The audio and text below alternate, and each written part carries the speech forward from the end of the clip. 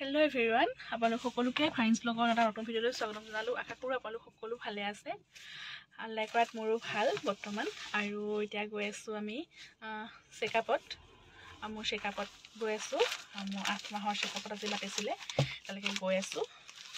ভাবিলো ভিডিঅ'টো আৰম্ভ কৰোঁ আৰু চাই থাকিব একেলগে দেখাম আৰু কোন ডাক্তৰক দেখাম ক'ত দেখাইছো মই সকলোখিনি আজি ভিডিঅ'টোত জনাম আপোনালোকক। তেন্তে আমি গৈ লওঁ আৰু বহুত বেছি ৰ'দো দি আছে। চাই থাকিব ভিডিঅ'টো একেলগে। এতিয়া আহি পালোহি আমি কেজি মেমৰিয়েল মেডিকেল। ইয়াতে দেখাইছো মই আৰু মই দেখাইছো ডক্টৰ ভাৰ্গৱ চলিহা ছাৰক আৰু আজি মোৰ চেকআপ আছে। ভাবিলো আপোনালোকৰ লগতো আজি দিনটো শ্বেয়াৰ কৰোঁ কাৰণ মই চেকআপৰ ভিডিঅ' এটাও আজিলৈকে আপলোড কৰা হোৱাই নাই। সেইকাৰণে ভাবিলো মেমৰি হিচাপে থাকি যাব আৰু আপোনালোককো জনাই দিওঁ মই কোন ডাক্তৰক দেখাইছো ক'ত দেখাইছো।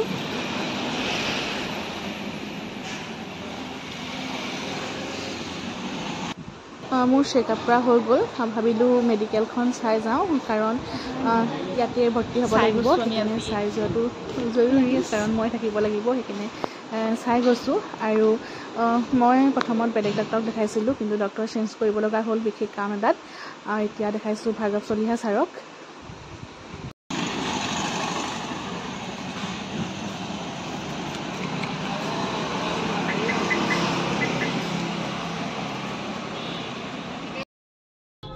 এতিয়া আমাৰ হৈ গ'ল চেকআপ। ডাক্তৰ চপা ওলাই আহিলোঁ আৰু এতিয়া আহিছোঁ বজাৰ কৰিবলৈ। বজাৰ মানে মোৰ কিবা কিবিটামান ল'বলগীয়া আছে। সেইফালে এতিয়া পাৰ্কিং বিচাৰি ফুৰিছোঁ আমি। ইমানেই ভিৰ পাপনে থ'বলৈ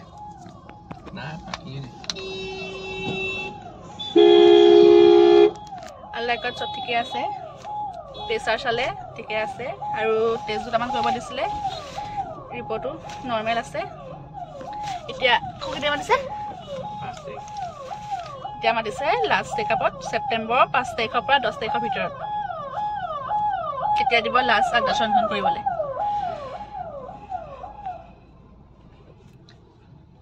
যদি পাৰ্কিং পাওঁ আমি বজাৰ কৰিম, নহ'লে ঘৰ যাম। বহুত ৰ'দ।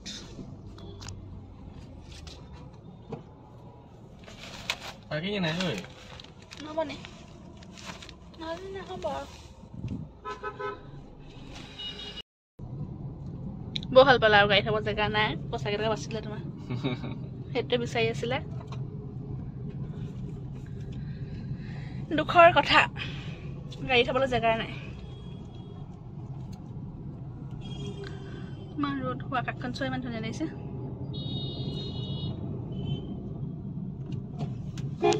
ঘৰ আহি পোৱাৰ পাছত আৰু ভিডিঅ' নকৰিলোঁ আৰু এতিয়া গধূলি হ'ল আৰু বজাৰ একো কৰা নহ'লে দেখিলে আপোনালোকে পাৰ্কিং বিচাৰি নাপালোঁ। সেইকাৰণে বজাৰ নকৰিলোঁ আৰু এইফালে মই ৰঙালাও কাটি আছোঁ আৰু ভাত দাইল হৈয়ে গ'ল আৰু পনীৰ আনিছিলে।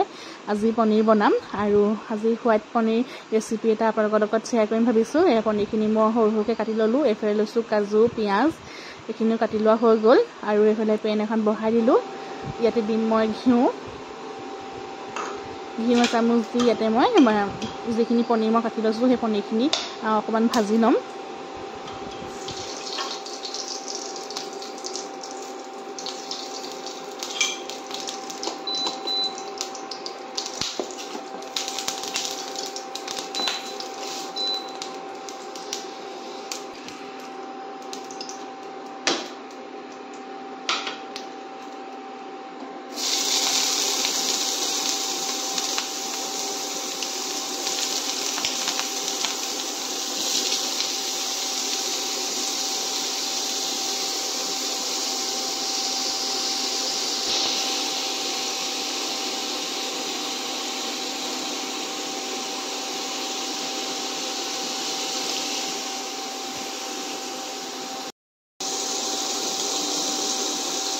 পনীৰখিনি ভাজি লোৱা হৈ গ'ল।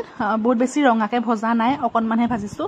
আৰু এতিয়া যিখিনি ঘিউ আছে তাতে এতিয়া পিঁয়াজ আৰু যিখিনি কাজু লৈছোঁ সেইখিনিও ধুনীয়াকৈ অকণমান ভাজি ল'ম। আৰু আম্মা নাই ঘৰত, আম্মা বোকাখাটত আছে। মই ঘৰত অকলে আৰু আব্বা আছে। আব্বা ঠিক আছে। আমাৰ 3টা জোখৰ কাৰণেহে বনাইছোঁ, 3জনলৈ। সেইকাৰণে বহুত বেছি নাই বনোৱা।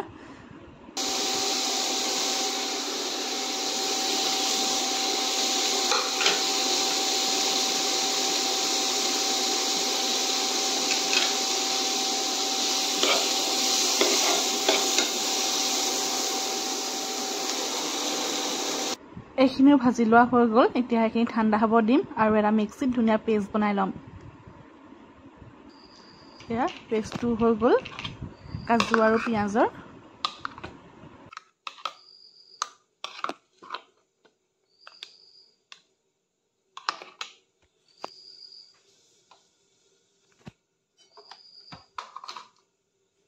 সেই একেখন পেনতে মই বনাম ইয়াত অকণমান এতিয়া মই তেল দিলোঁ একদম অকণমান দিছোঁ দেখিছে আপোনালোকে আৰু ইয়াত দি দিম এতিয়া যিটো পেষ্ট বনাই থৈছিলোঁ কাজু আৰু পিঁয়াজৰ সেই পেষ্টটো দি দিম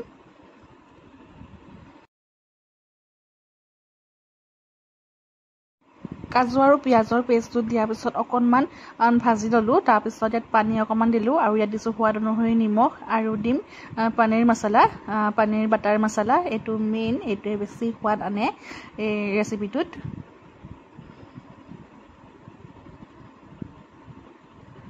এইখিনি যেতিয়া উতলিলে ইয়াত দি দিম ভাজি ৰখা কাজুখিনি দেখিছে কিমান অকণমান ভাজিছোঁ অকল তাৰ কেঁচা গোন্ধটো যাবৰ কাৰণে ভাজিছোঁ একদমেই ৰঙা কৰা নাই এইখিনিতে ভালদৰে লৰাই থাকিম আৰু সিজিব দিম অলপ টাইম উতলাৰ পিছতে আমাৰ আজি হোৱাইট পনীৰ ৰেডি হৈ যাব খাবলৈ আৰু বহুত বেছি টেষ্টি হয় খাবলৈ আপোনালোকে এনেকৈ খাই নাই কমেণ্ট কৰি জনাব আৰু যদি নাই খোৱা এবাৰ খাই চাব বহুত বেছি ধুনীয়া হয় একদম ৰেষ্টুৰেণ্ট টাইপৰ